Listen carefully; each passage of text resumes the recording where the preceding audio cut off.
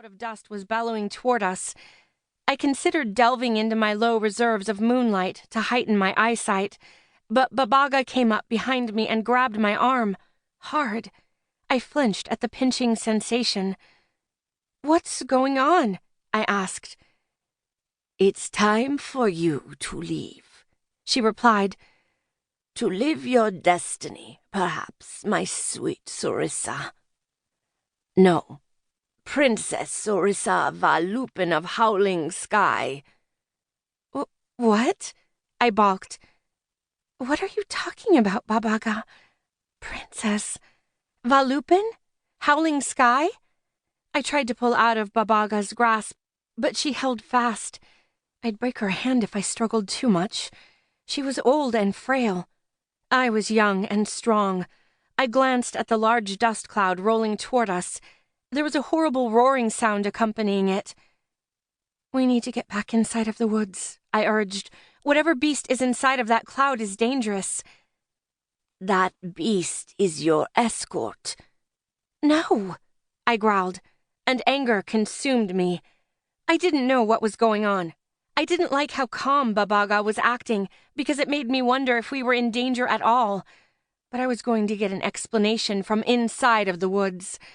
I would carry Babaga back. I went to grab her, but she shied away from me, releasing my arm at the same time.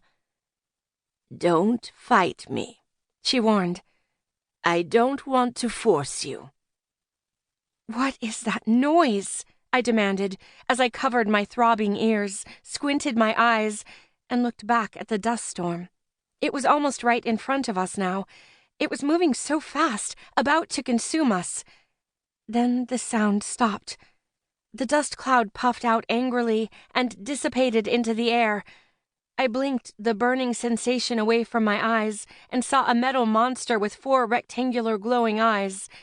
It was still, sitting on top of fat, blackish wheels that distantly resembled the wheels on Babaga's wooden wagon back at the cottage. It had glass fitted all around it, similar to the windows back at the cottage, too. But they were tinted, hard to see through. Maybe it wasn't alive at all. I gasped and jumped back when 3 doors at its sides flung open. Babaga took my arm again. I thought it was to steady me, but I soon realized she did it to hold me in place. 3 figures hopped out of the metal beast. They were big, intimidating. Though I had never seen a male of my own species, or anyone other than myself, I recognized them as just that. There was a subtle tingling in my nose that told me so. The only males I knew anything about were the animals in the woods, and the werewolves, vampires, and humans illustrated in the books Babaga had. At least I had that, but I ended up gawking at the strangers, overcome with curiosity rather than fear. Then it turned to nervousness. They were much older than me. Their skin was worn but not wrinkled. They were wearing strange clothes, crisp uniforms made of steel gray material. They had only a small pop of yellow coming from an insignia on their right breast. It depicted a paw. "Babaga," I hissed. "I think I deserve some sort of explanation." Her reply was to push me forward. I wasn't expecting this kind of strength from her withered form, but it wasn't physical strength. She used her magic to shove me like a powerful burst of wind. My dark curly hair fanned around me and into my face as I stumbled toward the males. The werewolf in front of the others caught my arm and grabbed my chin with his other hand. His skin was coarse. My jaw clenched when he forced my head from side to side, examining me. I tried to examine him in turn. It was hard to get a good look at him, however. I took note of his dark brown skin and the angry pink scar on his right cheek. "Here she is," Babaga said. "As promised." "I won't ask what the fuck she's wearing. It makes her look male," the werewolf holding me replied. "But she looks like she's in good shape."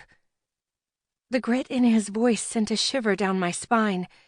His tone was so deep, like nothing I'd ever heard before. And he sounded hostile. I wanted to bare my teeth, but I couldn't muster the strength. My head was spinning. Babaga promised to give me to them? My captor pressed